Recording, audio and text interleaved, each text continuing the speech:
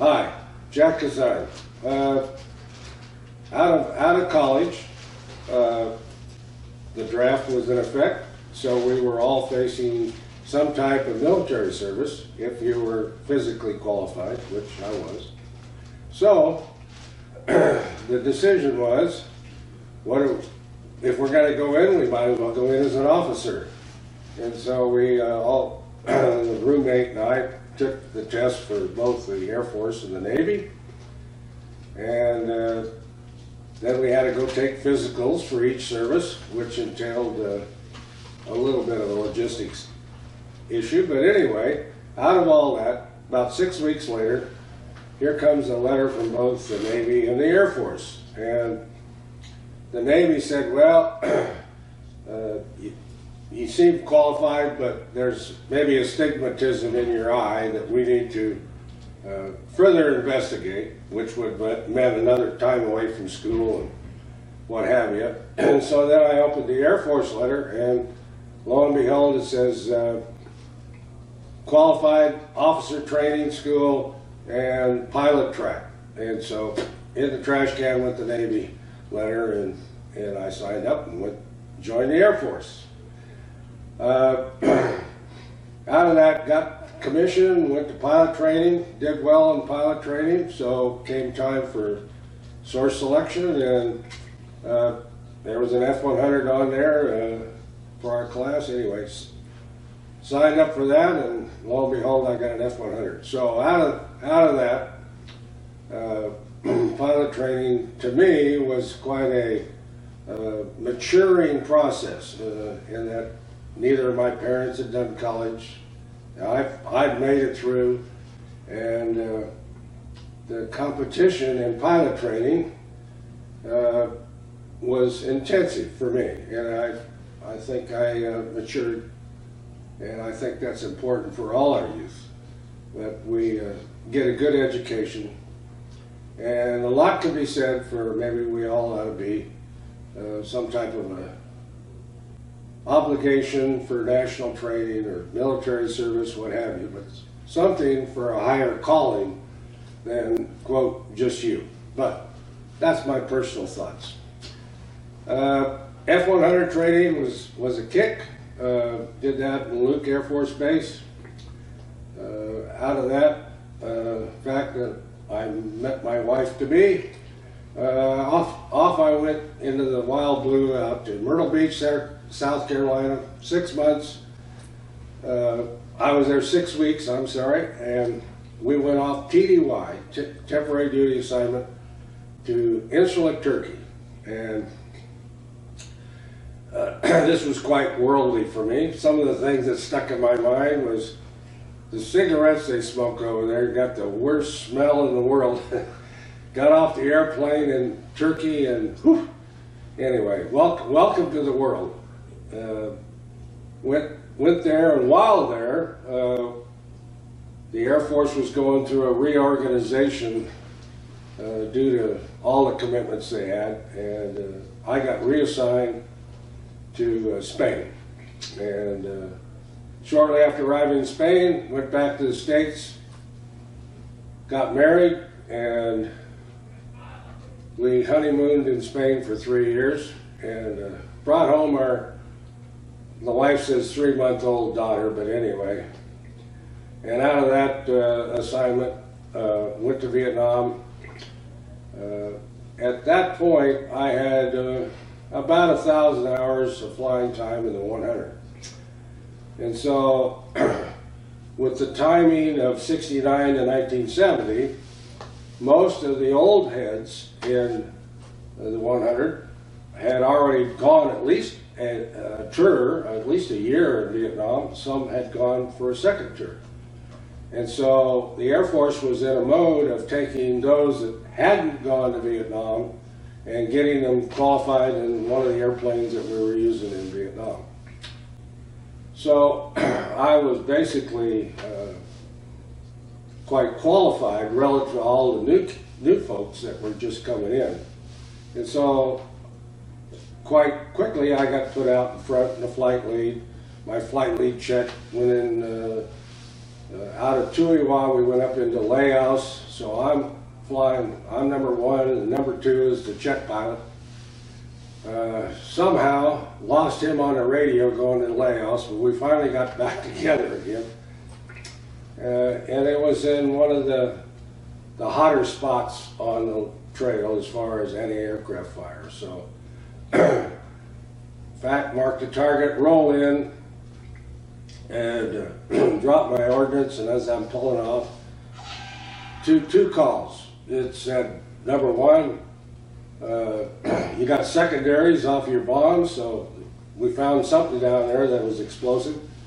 And number two, keep jaking because they're shooting at you. And I looked back over my left shoulder, and here goes the golf balls by off the tail of the airplane. So there was some pretty heavy AAA there that number one had tracers. So that was my flight lead check. And shortly thereafter, we were flying consistently, either checking out new guys coming into the theater or what have you. But about 3/4 of the way through my year in Vietnam, I had another mission. I was leading. I had a first lieutenant, I guess, on my wing. The two of us, we took off, went up, hit the tankers, topped off with fuel, and then we checked in with ABCCC. That's a C-130 with a bunch of folks in the back end that are manning the radios, doing command and control. And initially we were fragged to go against the trail, and they said, well,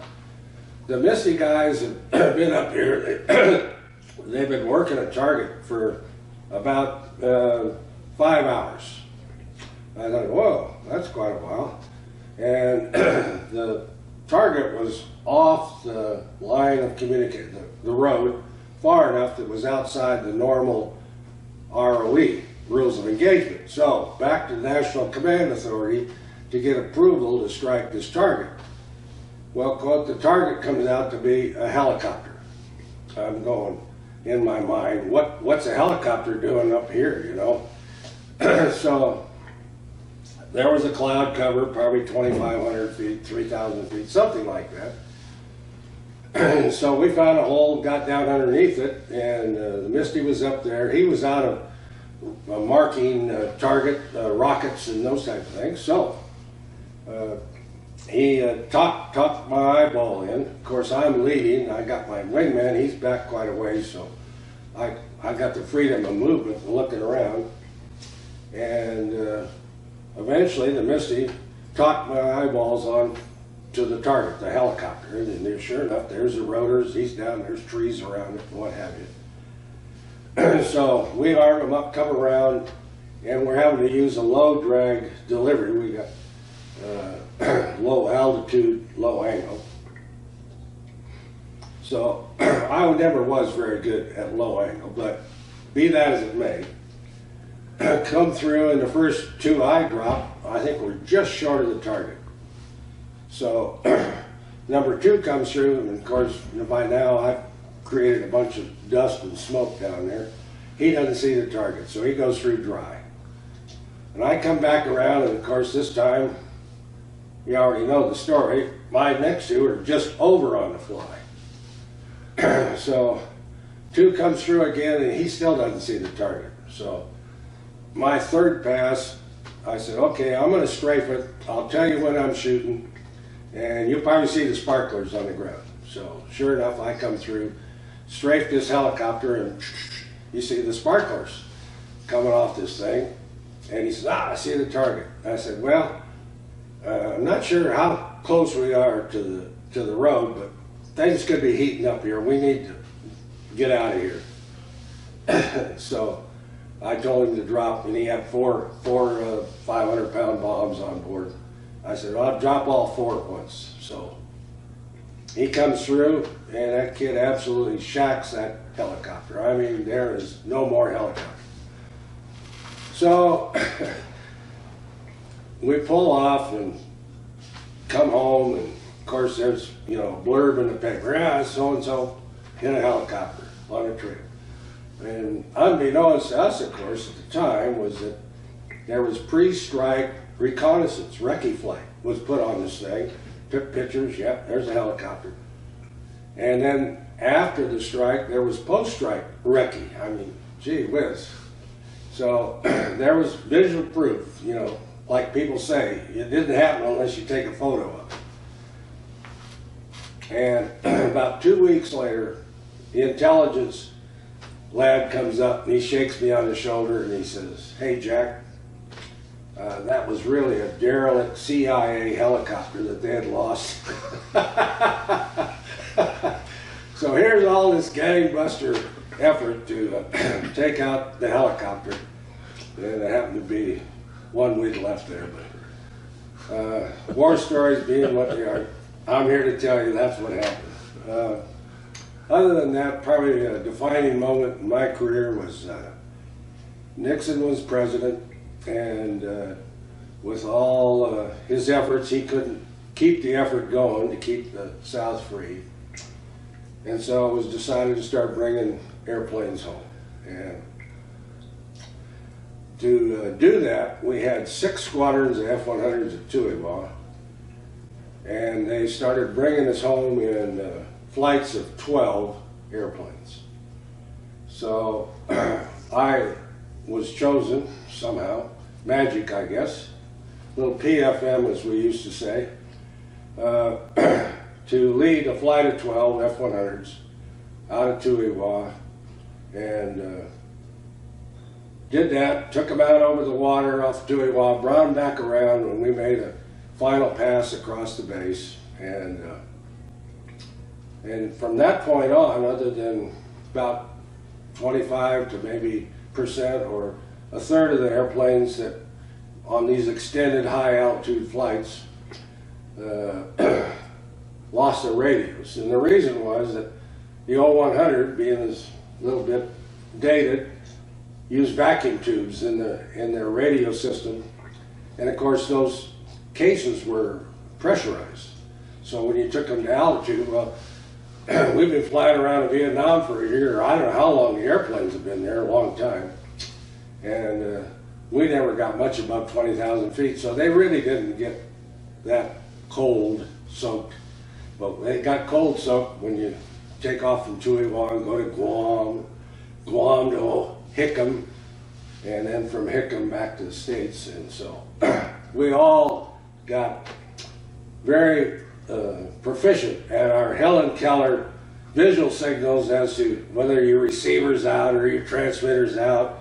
You could tell the other guy, we paired them up, and we all knew what it was. When it was your turn to go on the tanker, you could do all that without a radio, and it worked quite slick actually. So yeah, came back, and just due to the situation, I happened to lead a 4-ship because we got diverted trying to get back into our England Air Force Base. We got diverted to Cannes. We had to spend a night there. Took a 4-ship out of there and landed at England Air Force Base, and TV cameras, the wing commander, representative or senator, somebody from Louisiana. They were happy because they had fighters back in Alexandria, Louisiana.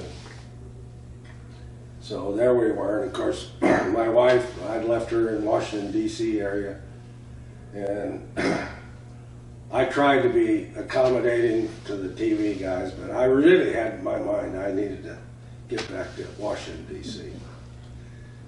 Just a little highlight, that's all I got, thank you.